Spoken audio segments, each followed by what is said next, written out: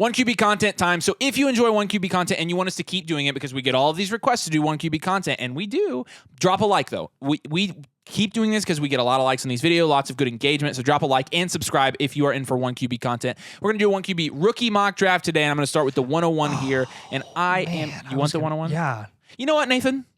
So sweet. You can have it. You're so nice. I know. So with the 101, I'm going to take super flex leagues. And if you're in a 1QB league, you should be in super flex leagues. But I am actually going to take Marvin Harrison Jr. here at the 101. Generational wide receiver, generational talent.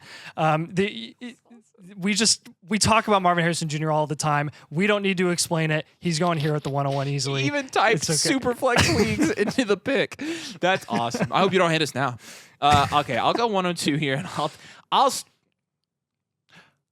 do it. Do it. Give me Rome Odunze. Yeah, no, the whispers have become a lot more than whispers. No, yeah, it only takes one team. It only takes one team in the NFL. For us, Rome Odunze and Malik Neighbors are in the same tier. They're going to get around the same draft capital. They're looked at as both very, very elite prospects behind Marvin Harrison Jr., who is that alpha in this class. And so because of that, I'll mix it up here and take Rome Odunze. I would not be surprised if he does get higher draft capital than Malik Neighbors. Wouldn't be surprised the other way either. They're going to go somewhere close. But this is within the realm of possibilities, so it needs to be on your radar that you might have league mates pick Rome, and then you would take Malik Neighbors. Not a question for me here. You're really going to have two camps, and this is going to be the case up until the NFL draft, and that is Rome Odunze is in the same tier as Malik Neighbors. No problem if you want to take Rome over Neighbors. That's the camp that we're in. And then there's the camp where I can't, with good conscience, take Rome Odunze ever over Malik Neighbors. There's a tier gap between them, and Malik Neighbors is closer to Marvin Harrison Jr. than Rome is to Malik Neighbors. I understand both sides. I can kind of see both sides, especially just with how dominant Malik Neighbors has been at LSU. Look, if you're getting Malik Neighbors at the 103, you're happy. If you're getting Rome Odunze at the 102 or 103, you're like these top three picks are you really could say these are almost all in the same tier. Like even Marvin Harrison Jr., like if you're not getting him and you're getting one of the other two guys, are you really throwing a fit? No. Malik Neighbors at the 103. I will mix it up here again and go Brian Thomas Jr. here over Brock Bowers. Yeah. I think Brain Thomas. I think that it's within the realm of possibilities also that Brian Thomas Jr. gets a good enough landing spot and good enough draft capital, say the Colts at 15, it'd be warranted to take him above Brock Bowers. And honestly, like when you're talking about the receiver position versus tight end position, the receiver position typically carries more value insulation, especially in non-tight end premium leagues. This is a tight end premium league, but Brian Thomas Jr. is a guy that really furthered his draft stock at the combine. And because of that, we're looking at Brian Thomas Jr. just right outside that tier of prospects with Rome Odunze and Malik Neighbors. This class is stupid for wide receivers. So I'll take Brian Thomas here, and then you'll take Brock Bowers. Yeah, well, I'm also stupid for Brock Bowers, and I'm taking him here at the 105 quite easily. Look, this guy is that second tier, or you could say third tier below those top wide receivers, and especially in tight end premium formats, like what a bargain. You're getting Brock Bowers here. We know that he's going to go top 15 most likely in the NFL draft. When are you ever getting value like this for a tight end in your dynasty leagues other than a year like this class because of that wide receiver position? So really happy about him here at the 105 in 1QB formats. Who am I taking next? Guess. One guess. Xavier Mitch. Trey Benson's going to be next on my list. Yeah. Okay. So I'm going to entertain the possibility here that Trey Benson, who ran a very good 40 at the combine. Yes, 40 does matter that much. The people in my comments crack me up. They're like, this isn't a track meet. You guys are overanalyzing 40. I'm like, the NFL analyzes. It's literally a league of speed, and you see people's draft stock go up and down because of the 40 time. Yeah. And Trey Benson's one guy that his draft stock could go up because of his 40 time. I mean, he came out, he's got good size, Breece Hall size, and Breece Hall speed. I mean, it's a good combination of size and speed for an NFL running back. Breece Hall is, in my opinion, like the perfect size-speed ratio for an NFL running back. Benson big, Benson fast. And we like that. Not too big, though. And, I mean, you can't be too fast, but not too slow. And so because of that, I think there's a world where Trey Benson comes off the board as the first running back to be selected in the NFL draft. And if that does happen, it's probably going to be somewhere in the late second round, maybe mid-second. That would be crazy. That'd be awesome. That would be awesome. And he would go here in rookie draft. So we'll entertain this thought of Trey Benson boosting his draft stock, and I'll take him here. Yep. And I'll take Caleb Williams here at the 107. This is around where you're going to start seeing those top QBs go off the board in a 1 QB format. Caleb Williams, at this point, we're assuming he goes to the Chicago Bears. And yeah, it sounds disgusting, but actually really isn't that disgusting. No. Like, they're building a solid defense. They're building up their offensive line. They have DJ Moore under contract. They have the 9th overall pick, which they could totally take a wide receiver there, or, best available, really whatever they want. Like, sure. they have a decent amount of cap space, and Caleb Williams as a rookie quarterback there. Yeah, I don't love the head coach and his ability to potentially develop Caleb Williams or not, but I think you got to take the upside here with Caleb Williams and really admit that he has the upside to be a top 6 quarterback in Dynasty fantasy football producing. And if that's the case, you got to take a shot here. I'll take Xavier Worthy here at the 108. I think Xavier Worthy could go in a lot of places in these drafts, but Xavier Worthy with his 40, obviously, everybody knows about that. Mm-hmm. He was fast, but he was historically fast, obviously. And I think that he's going to get probably first-round draft capital, late first-round draft capital. If he gets to a good landing spot, which when you're going in the late first, odds are you're going to make it to a better landing spot than you would in the early first. I think Xavier Worthy has the ability to get a little bit of a landing spot bump here and a draft capital bump, and I think it's close with his Texas teammate, but I'm going to take him here at the 108, still above the quarterbacks, and I honestly think he could end up being a pretty good value here at the 108 in 1 QB leagues. So yeah, Anthony Richardson played 2 complete games in the NFL as a rookie last year, and it was enough to earn him QB6 overall in Dynasty Fantasy Football in 1 QB formats, literally going into his second year.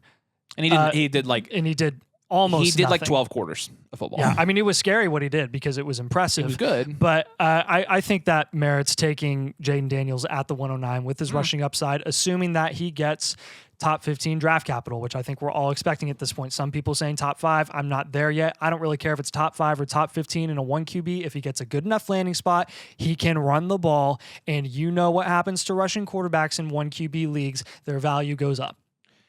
I'll take Adonai Mitchell here at the 110. Adonai Mitchell, like I said, he was pushing for that last pick that I made at the 108. I think him, Jaden Daniels, Caleb Williams, all kind of in the same tier here. But Adonai Mitchell, a freak from a size and speed perspective, from an athleticism perspective. The broad jump was, he tested very well at the combine. And so we knew he was going to, though. So I don't want to double count for an athletic guy because he's athletic. The issue was never with his athleticism. It was always with his film. It was always with the fact that he catches the ball with his body, the fact that he doesn't get a ton of separation on his route or doesn't run full speed on a lot of his routes for whatever reason. I think he's perfectly capable and has a lot of ability. But again, there are questions with Adonai Mitchell. That being said, if he gets first-round draft capital, I don't really care about the questions too much. I'm going to listen to the draft capital. So yeah, great prospect. I'm also going to go with Jonathan Brooks here at the 111, and I'm just going to have fun because this is a mock draft, and I'm going to assume that he goes to the Dallas Cowboys because that's where I think he's going to go. I don't know if you remember me telling you this, but the NFL has reportedly basically approached Jonathan Brooks like they've told his agent. We're basically approaching Jonathan Brooks like he's going to be a full go by training camp because of his rehab. It's been going really well.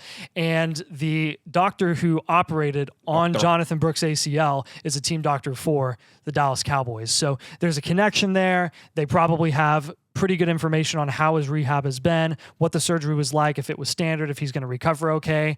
And they let Tony Pollard go. Tony Pollard goes, signs with the Tennessee Titans. Like, they're going to draft a running back. And if they don't, then they're going to sign Derrick Henry to a 1-year deal. And I just don't. They're just going to get Deuce Vaughn workhorse back. Is what's going to happen. They're going to draft a running back, in my opinion, Jonathan Brooks at the 111 here. If it's not to the Cowboys, I think it's going to be day 2 somewhere else, and we really like him. He's our personal running back 1 in this class. Yes, he is. So yeah. Give me Marshawn Lloyd. Give me Marshawn Lloyd. I'll take another running back here. Okay. I like Marshawn Lloyd's skill set coming out of USC. I think he's perfectly talented, but I think he had a good combine as well. But regardless of that, I think the size is size that can hold up very well in the NFL. I think the skill set, the burst is something that could really set him apart from his classmates in this 2024 running back class. And so I'm excited about Marshawn Lloyd. I think he could end up getting day 2 draft capital And when he does, again, you're going to see a lot of these running backs elevated. I think this running back class has some guys up top that could be stellar. So. Yep, these are the running backs we're talking about when we're recommending that you kind of invest in this rookie running back class before, people start catching on to some of their skill sets and maybe the draft capital that they eventually get. And we give you that advice over at flockfantasy.com/domain. When we do your team blueprints, if you're a rebuild, we tell you, hey, invest in those early 24 seconds because this is going to be the range, especially in one QB, where those running backs are going to go. If you want that advice, if you want suggestions and comments on your roster, whether it's a rebuild, contend, you don't know, go ahead and sign up with code domain over at flockfantasy.com/domain. It also comes with our full rookie draft guide, all of our exclusives. You get to, slide into our DMs and ask us questions about your roster, about your team, literally any question. What's our favorite burger place? You name it. Yeah, people don't care. They just ask us Dynasty questions. But yeah, some people ask us, 3 promos this week, huh? Heck at you. Heck yeah. Look at you. Yeah. Look at you. Also, look at me taking Ladd McConkey here at the 201. I freaking love the guy. I would not be shocked at this point if Ladd McConkey eventually is drafted in the first round of the NFL draft. I think he is that talented. I think he surprised everyone at the NFL Combine with his 40 time and just his overall athleticism that he showcased. He was way more impressive than I expected him to be, and I expected him to be impressive. A 4.39? Yeah, come on. It's nice. It's real nice. 201 and a 1 QB is a really good value in my opinion too, so I like that a lot. I'm going to take Drake May finally. I think Drake May could have gone a little bit higher than this, but Drake May in 1 QB leagues is still going to be pretty valuable because he's going to get top 5 draft capital in the NFL. He has rushing upside. And he has rushing upside, and he could go higher than this for sure. But I like Drake May here. There's just a lot of talented receivers in this class, to be honest with you, and Ladd is a guy that I could see taking above some of these quarterbacks. Drake May, love his skill set. Going to like him in the NFL. Yeah. This is where it gets tough. You're on the clock. 10, 9, 8, 7, 6, 5, 4. JT Sanders. I like JT Sanders. I think he's going to go in the second round of the NFL draft, and I think there's a huge teardrop after that. And because of how scarce the tight end position is going to be in this class this year, I think that could merit JT Sanders potentially moving up boards once people know what his landing spot is and probably end up being attracted to it. So I like him here at the 203. I'll take Troy Franklin here at the 204. Yeah, I almost went him. Yeah, I mean, there's a lot of good. I mean, a lot of people are suggesting that he took a hit. We had him on one of our videos and said, yeah, he was a guy that didn't have a great combine. But I think there's a lot of teams like late first, early second that he'd be a good fit for. Yeah. Ryan pointed this out to me in the chat today, and I'm trying to remember where he put it. But I think he mentioned that he might be a pretty good fit, or he definitely would be a pretty good fit for Atlanta. Because we were talking about how Atlanta has a lot of offensive talent because of they've picked him in the first round the last picked him in the first round the last couple of years, but the only thing they lack is like actual speed, which is really funny. And he's burner. Burner. I mean, Xavier Worthy would fit in this for the same reason. Right. But that being said. But Troy Franklin would be cheaper. He'll be a day 2 guy. So. Yeah, he would be a deep possession wide receiver to add to the offense in the early second. Reminds me of Addison, who Kirk happened to like a little bit, which, now Kirk Cousins on the Falcons, we have to consider that. Yeah. So Troy Franklin at 204. Go ahead. Yeah. 205, give me Jalen Wright, the star of the combine on the offensive side, at least, especially at the running back position. This guy, there are whispers about him. People were asking questions about him. He was pretty productive at Tennessee his last year. And we were like, you know what? We're not going to spend a ton of time on Jalen Wright until we see what he does at the combine. And oh boy, did he do some stuff at the combine. Some stuff. Dang near record-breaking stuff. I think he had the second longest broad jump for a running back ever. That, yeah, he was. It was ridiculous. He had a really nice vertical. He had a stupid 40 time. Athletic dude. Very athletic but gave him a guy. boost. Huge boost. So I'm really hopeful that he gets day 2 draft capital here. And if he does, man, he's going here at the 205. I'm not going to let you take Roman Wilson. This is my Roman Wilson. Yeah, that's fine. I love Roman Wilson. I think he's a guy that can be a productive slot wide receiver in the NFL. I think he would fit a lot of modern NFL offenses and how they utilize some of those slot receivers and some of the different scheming and stuff like that. And so I think Roman Wilson's a guy that he's very sure-handed. He's very reliable. He's very mature as a route runner. He's not a guy that's going to like quick feet, beat you like Cooper Kupp style. But I do think that he can be productive on an NFL team. And so getting him in the mid-second is guided dart throw almost. And then, this one is... Yeah, I'm taking Keon Coleman easily here at the 207 and a 1 QB. Value. Yes, please. It's very, very good value. I actually... I'm not drafting him this year, by the way. Right. In some of the rookie mocks that we've done recently, we've seen Keon Coleman actually move up boards a decent amount because of... Gauntlet drill. What he did at the gauntlet drill, I guess. Which there are people in the comments who are like, yeah, Puka did well in the gauntlet drill, so like that could be valid. Like, yeah, that wasn't why Puka did well. Yeah. Keon Coleman, though, at the 207 is going to be a good price. Again, probably not super realistic. He'll likely be going higher than this. We are lower on Keon Coleman than most, but his athletic tools are undeniable. And if a team really wants to take that ball of clay, develop it into a really nice wide receiver, it could be possible. So it's worth a dart throw here. I'm going to take J.J. McCarthy here. J.J. McCarthy, Michigan. Look how mad he is. Look how mad he is. J.J. McCarthy, Michigan quarterback, certified future NFL Hall of Famer. I started no thinking doubt. about it, but I was going to take the other guy. Yeah, I know you would. J.J. McCarthy's my quarterback for at the moment because of his projected draft capital, and part of it was I just wanted to see his reaction. But J.J. McCarthy, look, late second, you're going dart throws, but you know J.J. McCarthy, if he does get that draft capital, is probably going to have some value insulation, so you have that going for you if you do need a backup quarterback or something like that in your 1QB league. So I'll take J.J. McCarthy here at the end of the second. Yeah. Give me Ricky Pearsall. He's basically like Diet Lad McConkey, so you're getting him like a round later at a cheaper price. I would take... You would take who? Hot take. I would take Ricky Pearsall at price over Lad McConkey at price right now, I think. Really? I think that is a hot take. I think Lad McConkey's gotten a little bit too high. Well, part of the appeal with Lad McConkey for me was like that he was he goes mid-second, late first. And late first in the NFL draft. Like, what if so, he gets a good landing spot? Like, what if he no, goes, okay. Obviously, it's landing spot dependent. But Ricky Pearsall is so much cheaper, and a guy that like I think the analytics point to him having just as good a chance to break out in the NFL as Lad McConkey. Okay. So, Wow. hot take. But at price, obviously. Yeah. Obviously, 1-for-1, I want Lad. But hey, this is Dynasty domain. We're all about price. All Building about price, value, baby. winning championships. So, who are you taking at the 210? Okay, I haven't even looked. There's a couple guys you can take here. There's a couple. You know what?